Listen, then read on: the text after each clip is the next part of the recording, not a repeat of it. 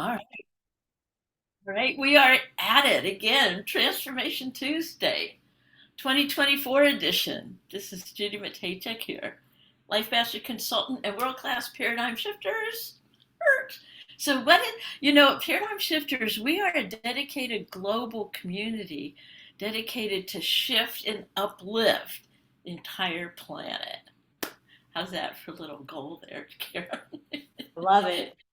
Yeah, and we bring in guest speakers every Tuesday to, give us some different ideas, different concepts, different perspectives on just what that means, what it means to shift and uplift the planet.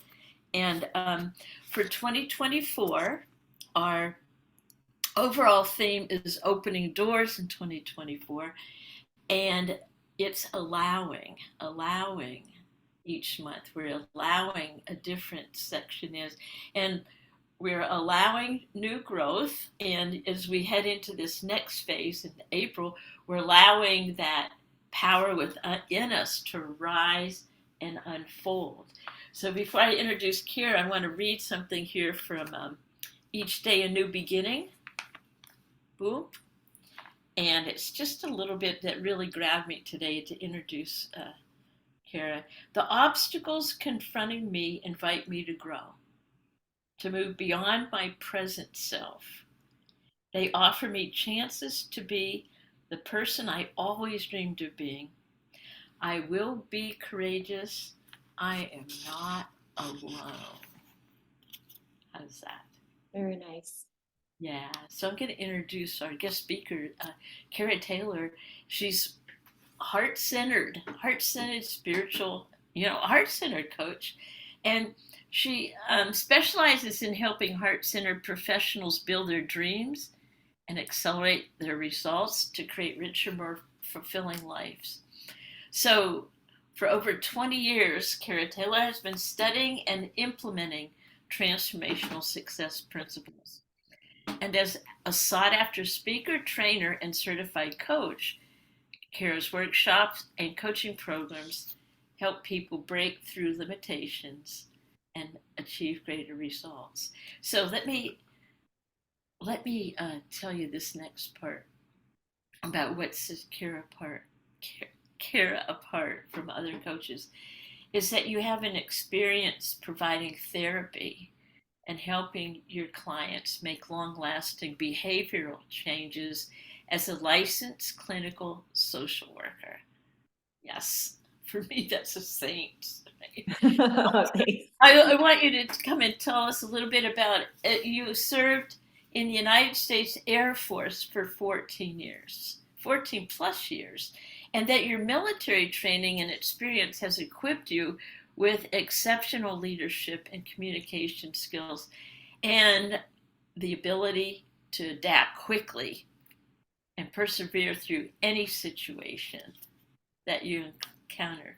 So, with that, I would love to have you talk more about who you are, where you are, and possibly about that experience where I think I heard you say in the last, when we were together before, where you're trans. Tell us about that transition from military life to civilian life. And anyway, it's all yours. Thanks for coming Well, on. thank you for inviting me. So, yes, my name is Kara Taylor, and I live in Lebanon, Pennsylvania. So, for anyone who's familiar with Pennsylvania, closer to the Harrisburg, Hershey area. And I have been a licensed clinical social worker since 2007. And then I joined the Air Force in 2008. I served active duty from 2008 to 2021, and then I did a couple of years in the reserves before officially cutting ties with the military and separating. Um, so I'll just touch very briefly on what led up to my transition, if that's okay. So I was at a point in my career, I was about, I would say, 7 years or so into my military career. I thought when I went into it, I was going to serve a whole 20 years and collect my military retirement. That was the plan all along. And then I got to this assignment and I found myself very unhappy. A lot of toxicity in the workplace and It was a work hard, play hard type of atmosphere with the airmen that were assigned to the base, which kept our mental health flight extremely busy, dealing with, unfortunately, quite a few suicides. There have been 7 in a year prior to me getting there. So it was a very stressful place to be. And unfortunately, at the time, I wasn't, super equipped with the skills that I have now. And I really let that take a toll on me, both mentally and physically. I was extremely unhappy, overwhelmed, stressed out. And physically, the good news is I was pregnant with my daughter. The bad news is I had a condition called placenta previa, which I think was largely exacerbated by stress and led to me being hospitalized for 9 weeks before I had her. So it was a very traumatic experience. But in the military, we like to move. As an officer, I moved every 3 to 4 years. So, a change of scenery kind of helped briefly. And then the pandemic hit. And once again, I felt that discontent starting to rise in me. And at the same time, though, I was discovering the world of coaching. And I did start to learn that I didn't have to be a victim of my circumstances anymore, that I was able to change the way that I was thinking about situations. And I felt this passion light up in me about the possibility of being a coach. And so in 2021, it was January, my first week back at work, I decided I'm separating. And that was that. I just quickly, I wouldn't say I quickly made the decision. I think it was in the works for several years. But the day I made the decision very quickly. And I was really excited about this possibility of coaching full time. And at the time, I remember thinking about like black and white thinking once again, sort of either I stay in the military or I'm coaching full time. And I was working with a coach who at the time was like, Kara, it doesn't have to be either or, right? It could be yes and. So I did end up becoming a therapist outside, and then I joined the reserves. So I did get to do both for a while. And once again, I just noticed as I was in the reserves, there was nothing wrong with the reserves, but it just wasn't for me. I noticed that when I would do my vision, nowhere in it was the Air Force anymore. And I just started to pay attention and notice that. And I felt so much peace when I was able to just fully commit to coaching. So you talk about paradigm shifters. I've had paradigms, of course, just like anyone else, all the way through these transitions. I would say the biggest paradigm that I experienced during my transition is the paradigm of being a business owner. I felt very comfortable with being a therapist, pretty comfortable being a coach just because of my therapy skills. But then the thought of being a business owner, right? And what do you know about being a business owner? And then when you don't get your first client very easily, yeah, it was a transition, and it's something I'm still working through. But what has helped me grow is recognizing I just need to take one step at a time, right? And what's the next thing I need to do or learn to build my business? And that change in mindset has just completely, changed my life.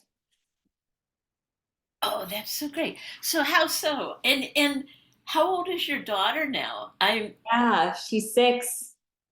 so she's watching you do this and everything. So a business, not only a business owner, but a mom.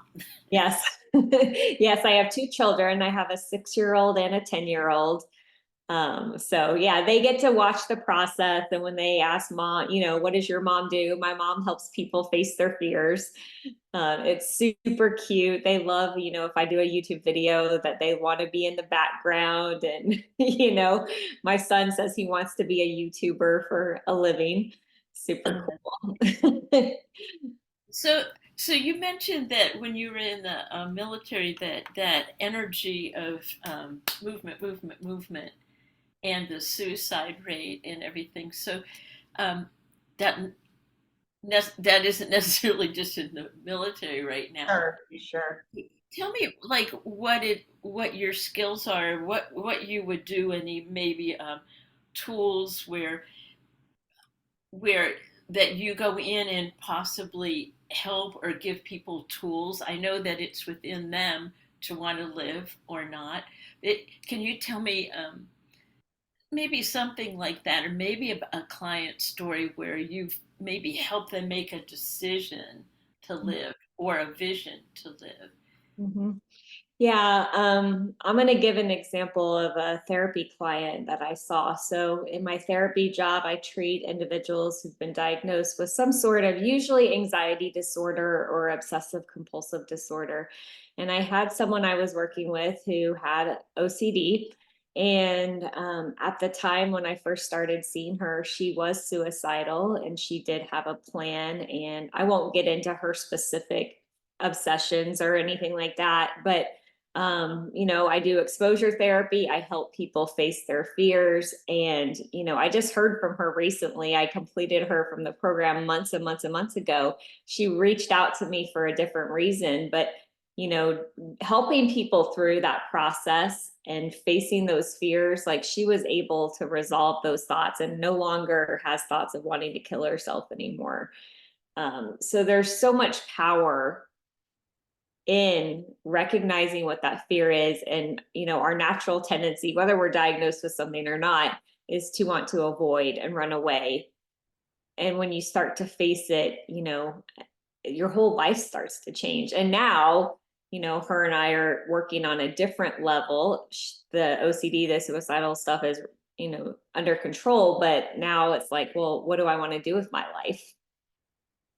Because I've built that relationship with her, she's now open and willing to explore other possibilities of what will her look. She's I won't get into her position, but she's in the medical field and she needs a change. That's a whole nother field too, with Yes. stress. Yeah. So so when you say facing your fears instead of running away, what would that look like? I Mhm. think like like fight or flight is what you were talking about before. So and also like the importance of I'm hearing you saying someone who believes in you and a mentor. So Mhm. can you tell me more about that? Yeah, so you were mentioning the sympathetic nervous system. So many of the people that come to me, at least in the therapy world, and this can be applied to coaching as well, but in the therapy world, they're very much activated. They're in that sympathetic response. They have a physical reaction to something, and it could be germs, it could be the fear of doing something harmful to somebody else, it could be, I didn't do something perfectly. I mean, there's a whole bunch of things that people have this reaction to. And so we want them to face that, really lean into what is under the surface. For example, with the germs, it's not really about the germs. It's like, well, what does that mean? Maybe it's I have to tolerate discomfort. Maybe I'm worried if I get sick that my family will get sick and I'll be responsible for their death. So we really like lean into what it is they're afraid of. We make sure we're touching all the dirty things so that they're no longer having that reaction anymore. That sympathetic nervous system is no longer activated. If you think about it, like we've made an association in our brain and we're breaking that association and we're creating those new neural pathways. Wow. So so I love it. Tolerating discomfort. Yes. Wow. That's something I do every day, and my clients inspire me. Just to even do it myself. Because if I start to notice even in myself, I'm uncomfortable, and then I think about the work I do with other people and the fears that people face. And I mean, we can do so much more than we give ourselves credit for. Right, because it's like the growth happens in the uncomfortable zone, right? Yes, exactly. And so, like, and how willing are you to stay in that zone, eh? Yeah, I love making changes. That's something that I think is maybe unique about me. I like getting out of my comfort zone. And, one of our mentors, Kirsten Wells, that's good news. It's good news when it shows up. We can start to listen to that. And that means I should be going towards this, probably not running away from it. Wow, you have such an opportunity too with a 10-year-old, with those kids of yours, Yeah. right? Yes. Yeah, because I mean, stuff will pop up for them, and we work through, facing that fear. Well, so if you could you give us maybe a tool that you use or maybe have given to help people just to open up the door to being uncomfortable in going through? Is there something maybe that we could have?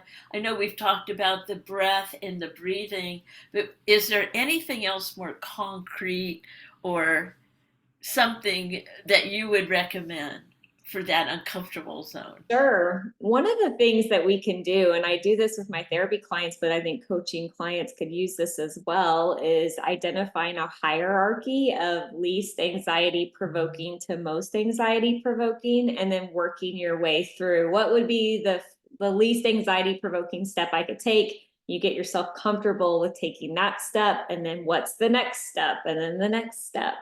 That way, you don't have to go to the most scary thing first. Sometimes life does happen that way, right? Where you just have to jump into the most scary thing. But a lot of times we can get ourselves acclimated and slowly taking those steps rather than just jumping all the way in. So that would be my recommendation, Judy, is just having people identify what are small incremental steps I can take to facing this fear that I have. No, I like it, and that's like do what you can with what you have. Yeah, Yeah, exactly. we always have more than we're aware of, right? Yes, absolutely. And, you can start to get creative on little things that you could do. Sometimes it may be, I'm just going to watch a video. And there's so many different steps we could take. We could phone somebody or Google something, just trying to be creative in the steps we could take to help us move forward. So you mentioned something about creating new neural pathways in the brain. Can you like tell me something about that and how do you maintain that pathway so that it's strong and doesn't slip back? Just the Consistency. science of it, right? Yeah. I mean, I think the biggest thing is consistency, right? So, like, if you think about how often you engage in certain behaviors, many of them, you're not just going to do it once or twice. You've done it hundreds, thousands of times. Sometimes you're conscious of it, sometimes it's very much in your subconscious. So, when you're rewiring your mind and you're creating those new neural pathways, you have to do the same thing. You have to consistently take the steps that are the opposite of what you've been doing. And I think consistency is huge. If you want an example might be I'm trying to think of one that would be applicable to a lot of people. Um, like the thought that I'm not enough, right?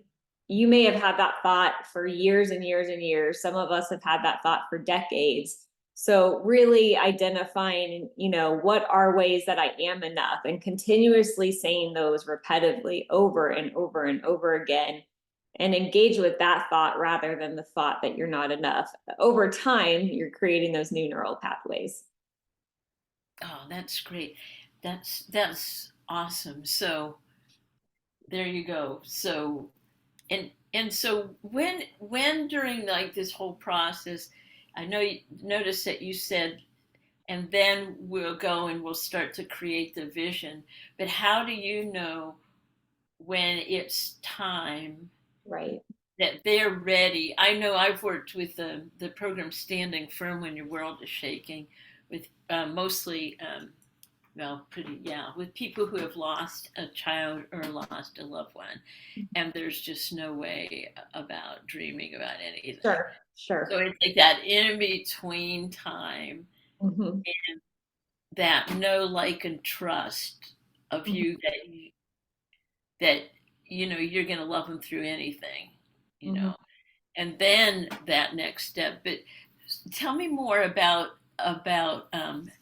how you see that and when people are really at the point where they are ready to say, "Oh, okay, I can dream a new life." Yeah. So, in the therapy world, when people come into therapy, they're going to get diagnosed with something. That's just the way that's the way the world works, right? Especially for insurance purposes, you're going to code them with some kind of diagnosis.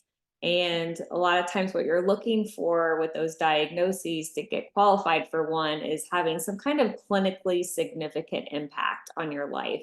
So the symptoms are affecting your functioning. It may affect your family, your work, your social life. You notice that lots of areas are being impacted. When that's no longer happening, when you're not having that clinically significant impact because you've done all the steps you need to do, that's when I might introduce coaching to somebody. Mm. So, and there are some individuals, and this is okay for those that are in this spot, but there's some people who just remain in the therapy world, and they may not ever be a good fit for coaching. And that's okay as well. But for those that are taking all the steps, for those that believe that they can get better, that placebo effect is so powerful. If you believe you can get better, you will. I see a huge difference in people who believe that versus people who don't necessarily believe that they can get better. Wow. What a gift, huh? What a Yeah. gift, Lauren. So now you're in it. You mentioned that you were taking some workshops into the military. I think the Mhm. military for right before they enter into the civilian life, right? Can you tell me, like, what, how, well, I think that for me, how exciting that would be. But like, what are you seeing there as far as potential and where your role in this is? Yeah. So one of the questions that comes up for military members when they're leaving the military, it's kind of a joke, but who am I going to be now that I'm grown up? Right? Because you have this identity associated with your uniform. And once you take it off, like there's a part of you that you don't even realize what that transition is going to be like until you've done it.